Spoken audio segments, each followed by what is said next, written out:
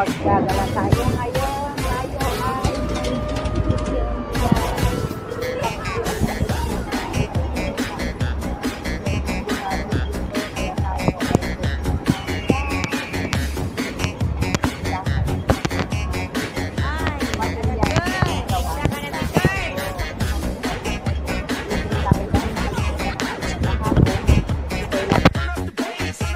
bibili tayo mamaya ng itlog.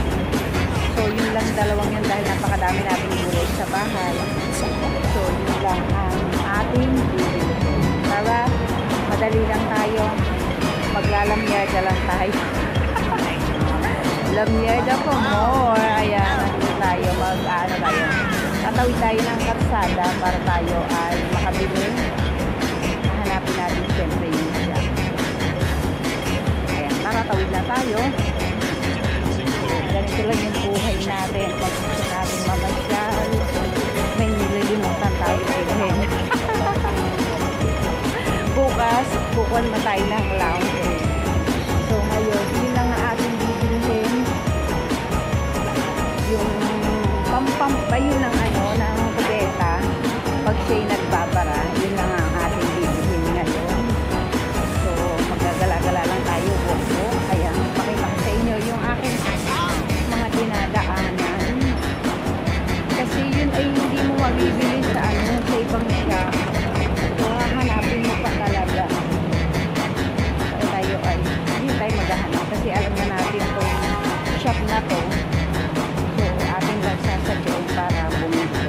Tara, balikan mo ngayon pag naandun na tayo sa shop ngayon dahil maglalakad pa tayo. Ito yung shop kung saan tayo bibili nung pampam. Ayan. Dito ay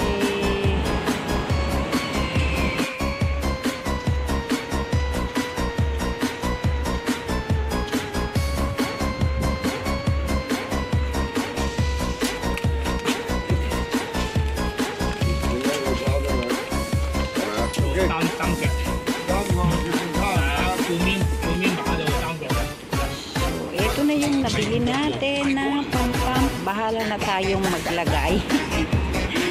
Ayan, nabili na natin to guys. So ito lang yung dinayo natin dito sa shop na ito. Ayan, tayo ay bibili naman ng itlog. Ayan, ganan yan. Ating inilagay lang na saglit. So ang mahal kaya. Ayan. 30 yan. Namahalan. Hindi naman kanyang pera. Itlog naman ang ating pipiliin ngayon. Ganyan yung itsura natin. Ay, hindi naman nabago. Wala naman nabago. Itsura mo nang meron at saka wala. Ayan, dito may mga tindang scarf. Ayan. Sa kabilang side lang ito. May mga sombrero. Ayan, may maliit na scarf. At may mga din yung mga bagbag. Ayan, meron pa tayong nakitang dalawang asong malaki. Nakakatakot sila dahil yung kanilang ipin ay baka tayo ikagate. Ayan, papunta na tayo guys sa palengke uli. So, hindi naman tayo bibili ng kung ano-ano doon. Itlog lang talaga. Dahil meron pa tayong tilapia sa bahay. So, okay na yun. May mga chicken wings din doon. May pork, may beef. So, okay na yun. So, punta na lang tayo sa palengke. At bili tayo ng itlog. Ayan, bili kayo ng mga stand dyan. Tinda ni Lolo. Nasa daan din yan. Ayan, pag gusto nyo bumili, ayan, bili lang kayo dyan. Pili-pili na kayo. Ayan, si Lolo yung nagtitinda. At saka dito, pagka ganyang may mga shop na ganyan, yung kariton ba yan?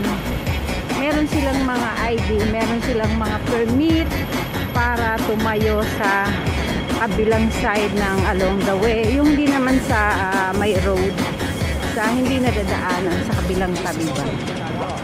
So, pwede silang magstay dyan. At kung gusto nyo rin naman makita yung mga parang paisan-paisan nila dito, pinupok-pok-pok nila ng chinelas, ayan. sa ilalim ng tulay.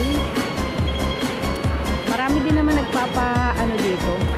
Kung gusto mong parang kumbaga sa atin inaano ng kaluluwa yan.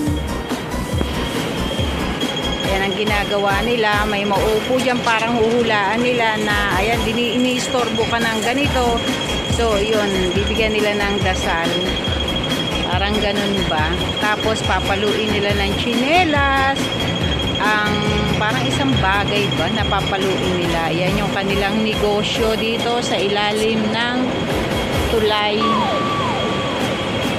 Dito na naman tayo dumaan saglit sa palengke. Ayan, bibili tayo ng ating $20 na load. Ito, bibili tayo ng isang tray. Yung kabila ang ating kukunin syempre. Ayan, hindi tayo nakuha ng nasa ibabaw. Isa kasi luma yung nasa ibabaw. So, ayan ang ating nabiling itlog.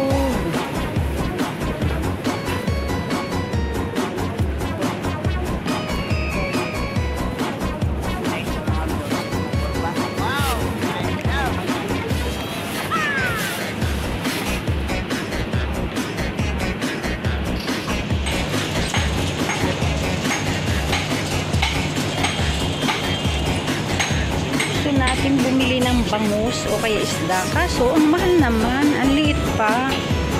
So hanap tayo ng iba. Mahal.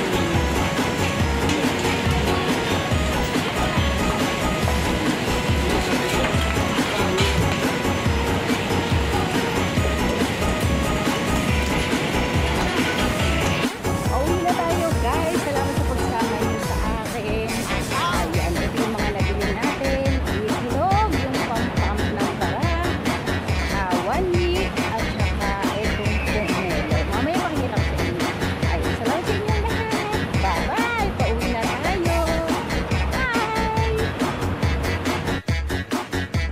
Ito yung mga nabili natin sa palengke. Ito yung pampam.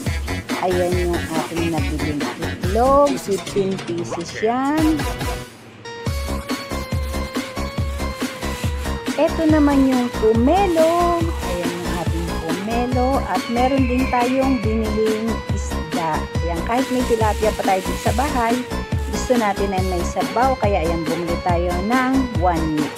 Yan lahat ang ating nabili ngayong araw na to. Salamat sa inyong pagsama, sa aking paglalakad, sa aking pamamasyal lagi sa palengke. Bye-bye!